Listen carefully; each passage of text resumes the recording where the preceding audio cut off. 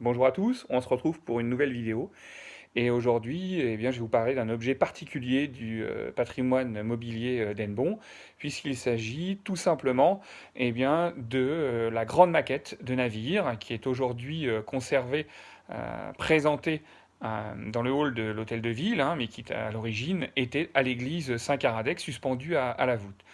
Ce type de navire présenté à l'intérieur d'une église, hein, suspendu à une voûte ou posé sur un autel, hein, on en trouve de façon extrêmement fréquente dans les chapelles et églises de nos côtes. C'est tout simplement ce qu'on appelle un ex-voto. Un ex-voto, c'est un thème latin qui veut dire d'après un vœu, suite à un vœu. Et il s'agit tout simplement de quelque chose qui a été offert lorsqu'on a fait un vœu à Dieu, à un saint ou à la Vierge pour se protéger. On se rappelle le vœu d'Hennebont, hein, c'est exactement le même principe, hein, et on peut dire que la statue de Notre-Dame du Vœu est également un ex-voto.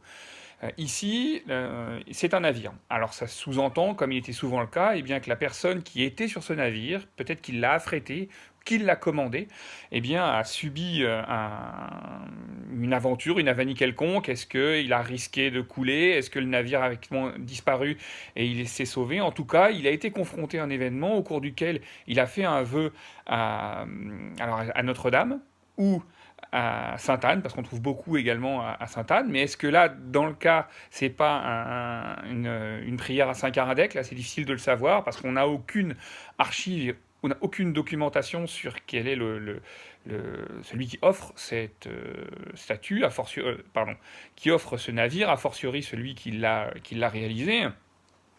Ce que l'on sait, c'est qu'il représente une frégate du XVIIIe siècle. Alors la maquette est formée de deux éléments, hein. La partie de coque est plutôt du XVIIIe, alors que le gréement est du XIXe. Donc on a probablement, hein, quelque chose qui est offert à la charnière de cette époque, hein, fin 18, début 19e. C'est ce qu'on appelle un navire de quatrième rang, avec à 50 canons. Donc on compte 12 sabords en batterie basse, et 12 et 11 en partie haute. Ce qui, comme vous le doublez, vous avez les deux côtés, vous avez à peu près vos 50 canons. Donc c'est un navire de guerre. On sait que la construction de ces navires, je ne parle pas de la maquette, des navires en tant que tels, s'arrête en 1730. En revanche, on va utiliser pendant très longtemps ces navires. Euh, alors, comme je vous le disais, hein, on n'a aucune trace de ce cadeau, hein. La tradition nous dit qu'il aurait été offert à l'église de Saint-Caradec en 1777, mais on n'a pour l'heure aucun document d'archive, hein, ou d'acte qui effectivement précise qui a fait cette donation.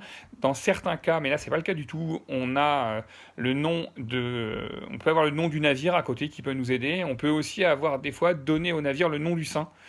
Je pense notamment à la très très belle, très grande maquette de navire qui est conservée très à l'intérieur des terres, à Notre-Dame de Kelvin en Guyerne, près de Pontivy, où là on a, hein, le nom Notre-Dame de Kelvin sur l'arrière du navire.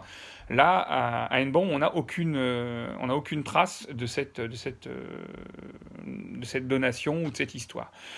En revanche, ça témoigne quand même de l'importance de cette population de marins ou d'officiers, notamment on pense aux officiers de la Compagnie des Indes, hein, qui ont pu résider à Hennebont, hein. On pense à Monsieur d'Après de Mannevillette, hein, au XVIIIe siècle. On peut également penser dans ces familles de militaires, même s'ils n'étaient pas directement marins, également à la famille de Mauduit. Donc on a quand même une société hennebontaise qui peut être à même de diriger ces navires. On peut également y voir un cadeau et la réalisation probable, peut-être par un des marins qui était sur ce navire. On peut également, pour en revenir vite sur les ex-voto, hein, là on a offert une maquette, mais on peut aussi trouver dans certains cas des pièces du navire qui sont offertes ou des morceaux de cordage.